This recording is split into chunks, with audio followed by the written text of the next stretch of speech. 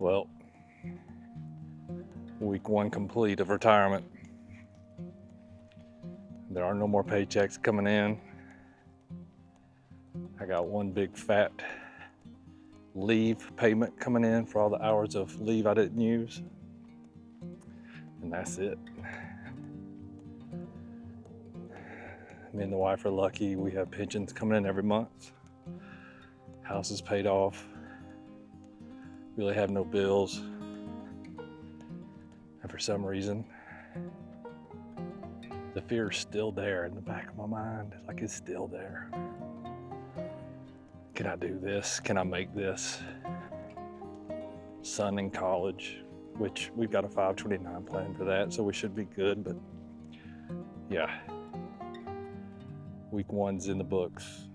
Still got that fear inside. That's what we're going to talk about today.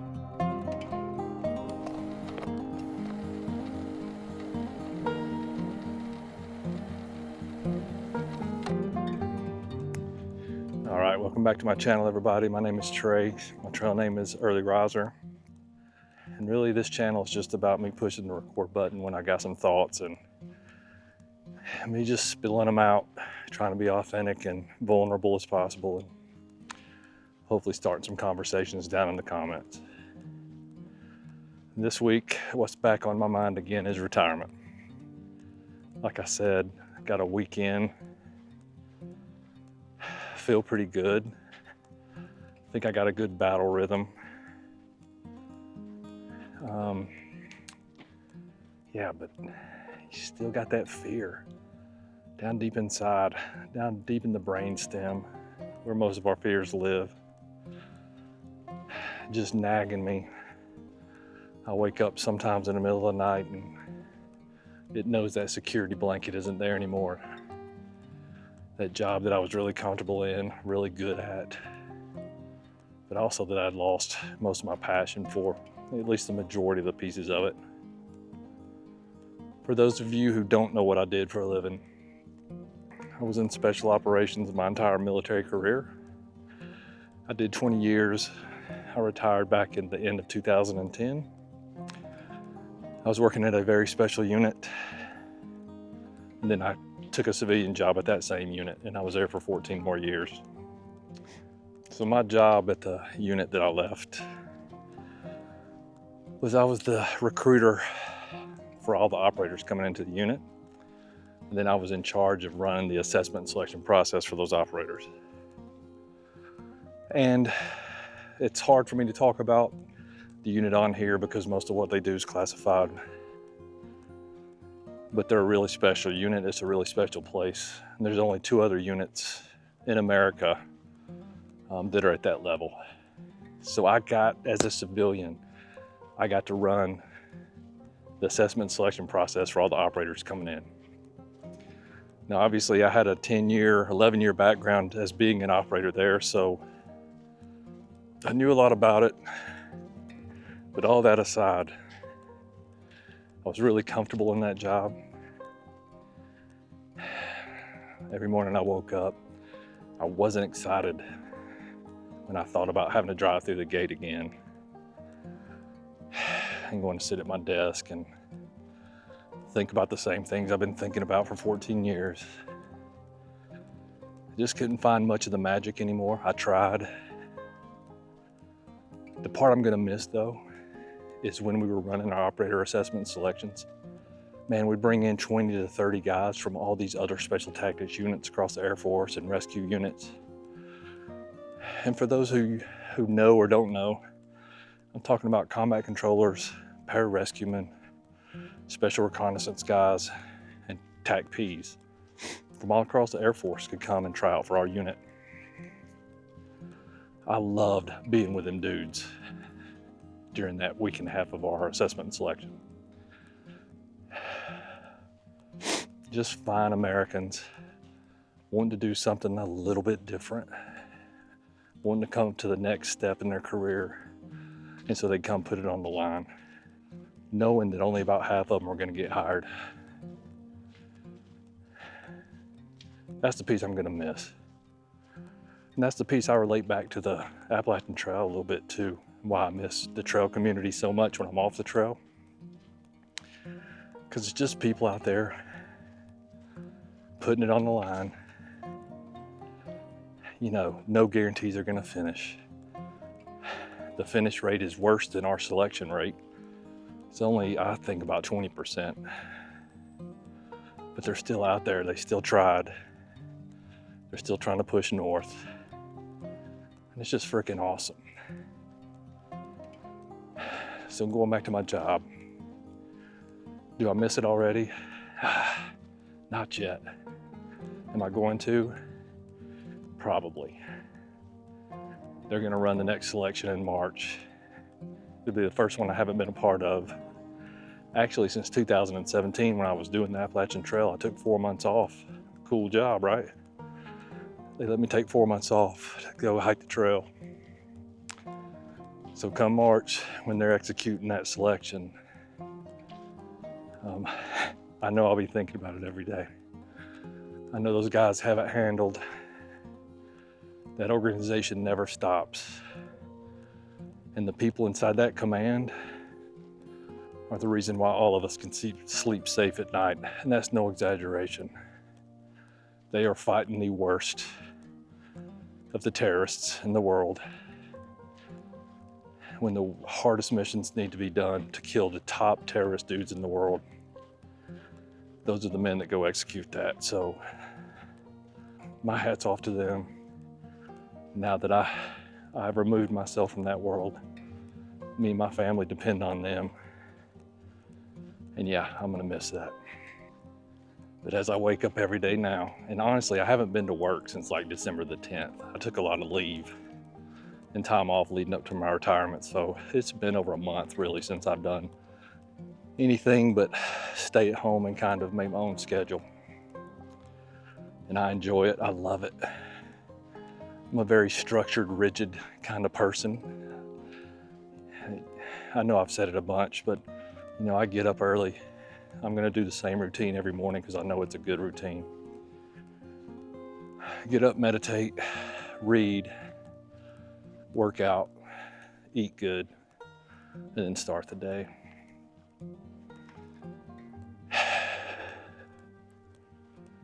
But I still look forward, and there's still that anxiety. If you haven't watched my anxiety video, you should go watch it. One of the resounding things about anxiety and about that video is how many people contact me or respond down in the comments or hit me up in a DM on Instagram and talk about their experience with anxiety. So I'm grateful for all of you who could be vulnerable enough to leave your experience down in the comments or at least contact me about it. Lets me know that, you know, I'm not alone in that fight, and hopefully you feel the same way. But yeah, it's got that little bit of anxiety about what's coming up. Here's the main reason I was thinking about this though, why I wanted to bring it up. I hear people when somebody says, hey, when you retire, what are you gonna do? And a common refrain that I hear so many times with so many people is, I don't know, I gotta stay busy. So, and they'll spit off I'll do some woodworking or I'll do something. Now, two things. One, I think staying busy is important. But to me, it's only important if you're also okay with being still. Well, what do I mean? One of the biggest problems that I see with the human condition is the inability for people to be alone with themselves and be still. It seems to me like people are scared to be alone with their mind. So their solution is, I'm just gonna stay busy so I don't have to face whatever thoughts are gonna bubble up.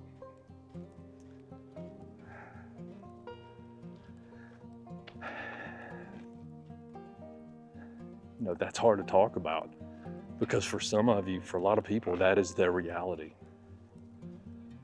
And they're just going to retire, or they're going to work till they're almost dead so they don't have to retire.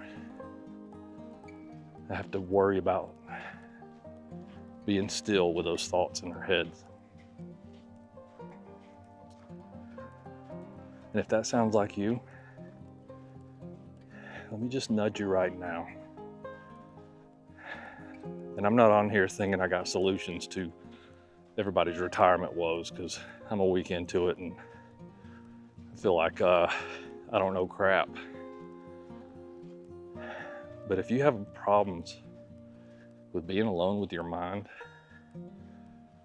if you can't do it for minutes, hours, or days without feeling lonely, feeling bored, all these things that are all made up stories, you got to address that. We all have to address that as humans. Because in the end, you're all you have. It's true, I have a family who are my biggest supporters in the world. I have some friends, again, huge supporters. But in the end, when I close my eyes at night, like I'm alone. When you die, when I die, you're gonna do that alone. There might be people around you,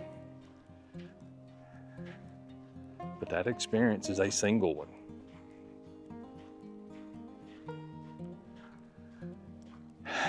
So let me encourage you. If you can't be alone with your mind, if you can't just be still for a little while, if you always have to be doing something, it's time to fix that. So do a self-assessment. I do a self-assessment every day. And ask yourself, am I okay with being alone for an extended period of time without my mind creating all these stories of suffering and misery? Because I think that's why people are so scared to retire. Not only the monetary reasons, and for me, that's the biggest reason, and it's ridiculous because we've been prepping for this for a long time. But for some people, you built your whole life around work. The old 9 to 5 and the grind. I get it if you love what you do. I was reading a book this morning, a doctor was talking about a doctor who was retired and miserable because he was a doctor. In his mind, he'll never be anything but a doctor. Helping people is what he does. Now in retirement, he was struggling with that mentally. I think other people, when they think of retirement, they think, yep, I'm gonna be done. The next day I'm gonna start hiking and start doing all these other things, all these busy things. And I must admit, those do sound good. But I've spent about the last few years trying to pay attention to the stories that my mind keeps creating. And once you can hear those stories, it's ridiculous. The I'm bored stories, I should be doing something right now stories.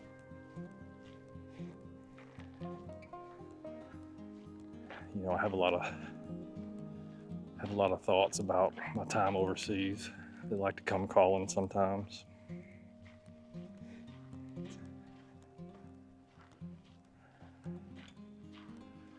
But I've found a couple of secrets over the last decade and a half. And that's that your mind is not you. My mind is not me.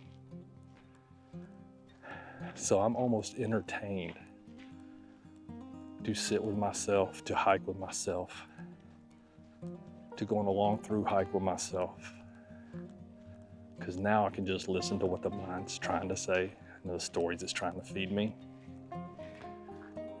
And it's almost like watching a sitcom. It's this character who shifts roles to try to get me to obey his story, because he wants certain things, and it's usually he wants to be dissatisfied. And it's so fun because I don't have to believe it anymore, and I don't believe it anymore. And as soon as I get tired of the story, I just smile. I say thank you for coming, and then I let it go. Where are we going with this? As humans, all of our minds are exactly the same. It's like a child that sees a toy and it just wants to go to that toy, it just wants to play with a toy. That's what your mind is like with experiences. It never wants to stop. It's that constant radio station playing in your head,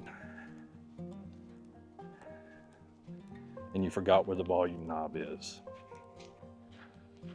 Sorry, got interrupted by a beautiful little German Shepherd named Gretchen getting a walk. Yeah, so your mind's like a child, always chasing after the toys. And once you realize that, and once you can understand that your thoughts aren't you, you are the observer of your thoughts, then you're like the parent, you're like the mom or the dad. Now, when you're with your child who's chasing the toys, you don't watch the toys. You watch the child. And it's the same thing in your mind. Your mind's running around chasing all the experiences and the thoughts. What you have to do is move into the parent role, the observer role, and watch the mind, not the experiences. And that's when everything changes. That's when you get some agency back. And you don't have to believe the stories. You can choose to play with them if you want. You can get down on the floor to keep the metaphor going. You can get down on the floor with your child and play with the toys if you want.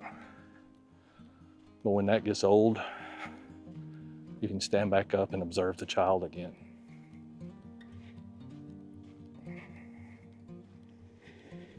Listen, I know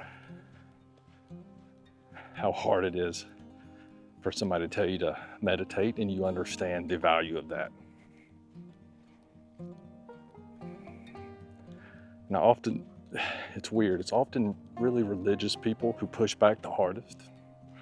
And listen, I grew up Christian. I grew up in a Southern Baptist home, I understand.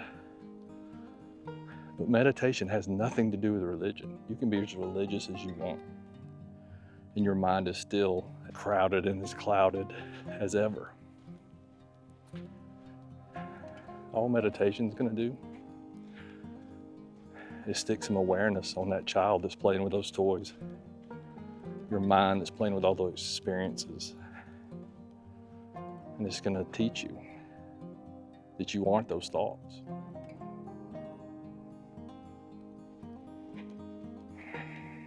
Now, how does this tie back into retirement?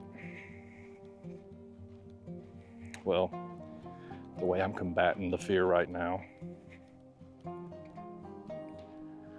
is through a bunch of meditation.